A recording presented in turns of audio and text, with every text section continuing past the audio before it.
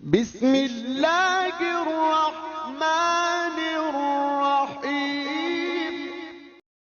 अहम मसला, कभी ऐसा होता है कि कोई साहिब निसाब आदमी माल के ऊपर साल गुजरने के बाद ज़कात अदा नहीं कर सका।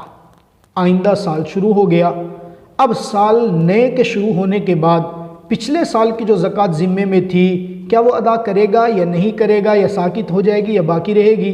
काफ़ी सारी बातें जहन में आती हैं। जहन नशीन फरमा लें, अगर गफलत की बुनियाद पे या किसी भी वजह से साल गुजरा था, ज़कात लाजिम हो गई थी, लेकिन ज़कात अदा नहीं कर सका, तो आइंदा साल जब साल मुकम्मल होगा तो दोनों सालों की ज़कात इसके ज़िम्मे में बरकरार रहेगी। अगर वो अगले साल का इंतज़ार ना भी करे, जब याद आया इसको कि मेरे ज़िम्मे पिछले साल के भी ज़कात बाकी है, तो ये उस तारीख़ को नोट करके साल का हिसाब करके जितना जल्द हो सके जो फ़र्ज़ ज़िम्मे में है उसको अदा कर दे।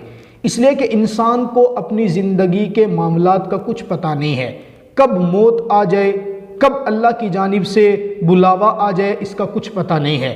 तो जितना जल्द मुमकिन हो ज़कात अदा करें। ये जो कंसेप्ट, ये जो बात जहन के अंदर है कि जिस साल वाजिब हुई थी ज़कात अदा न की, अगला साल आ गया तो शायद वो ज़िम्मे से छूट गई, ऐसा नहीं होगा। जो फ़र्ज़ ज़िम्मे में है वो अदा ही करना पड़ेगा, बग़ैर अदा किए कोई चाराकार नहीं है।